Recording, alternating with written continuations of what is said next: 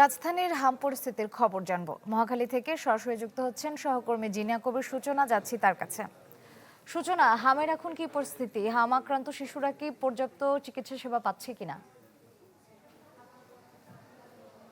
শ্রেয়া, আসলে কোনোভাবেই কমানো যাচ্ছে না কিন্তু হামের প্রাদুর্ভাব, এবং যেটি প্রতিদিনই কিন্তু আক্রান্তের সংখ্যা বাড়ছে, এবং হাসপাতালগুলো বা চিকিৎসকরা কিন্তু হিমশিম খাচ্ছে। আমি এখন আছি হামের জন্য যে বিশেষায়িত হাসপাতাল মহাখালী ডিএনসিসি হাসপাতাল, সেটি তৃতীয় তলায়, এবং এখানে কিন্তু আমি নিজে কিছুক্ষণ ছিলাম এখানে আসার আগে। এবং আমি কিন্তু আপনাকে যদি একটু বলি যে অনেককেই ফেরত পাঠাতে হচ্ছে, কারণ শয্যা খালি নেই। আসলে এত রোগী ভর্তি হচ্ছে এবং র্যাশ নিয়ে আসছে অনেকেই, এবং বিশেষজ্ঞ চিকিৎসকরা বলছেন হাম মূলত শনাক্ত করতে দেরি হয়, কিন্তু জটিলতা বাড়ছে এবং শিশুরা গুরুতর হচ্ছে। এবং শুরুতে জ্বর থাকে, জ্বর ভালো হয়ে যাওয়ার পরে র্যাশটা আসে, এবং অনেকের আবার জ্বর থাকে না।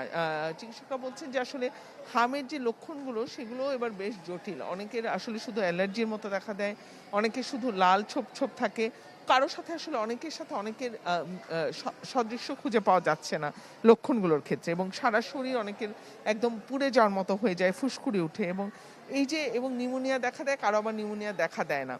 সবকিছু মিলিয়ে কিন্তু আসলে এক ধরনের জটিল পরিস্থিতিতে রয়েছে শিশুরা। এবং চিকিৎসকরা, আমি যেটি বলছিলাম শুরুতেই, যে পর্যাপ্ত চিকিৎসা যারা হাসপাতাল পর্যন্ত আসতে পারছে, চিকিৎসকরা নিরলস চেষ্টা করে যাচ্ছেন, হাসপাতাল ব্যবস্থাপনার চেষ্টা করে যাচ্ছে। এবং এই হাম বিশেষত হাসপাতালে কিন্তু সবাইকে মাস্ক পরে আসতে হবে। এবং আরেকটি কথা তারা বলছেন যে শিশুর শরীরে ফুসকুড়ি দেখা দেওয়ার 4-5 দিন আগেই কিন্তু হাম সংক্রমিত হতে পারে।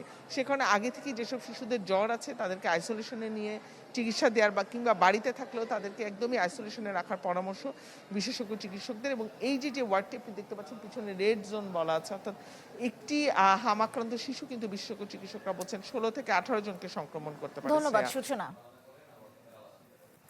দর্শক, হাম পরিস্থিতির খবর জানতে আমরা সরাসরি যুক্ত ছিলাম মহাখালীতে।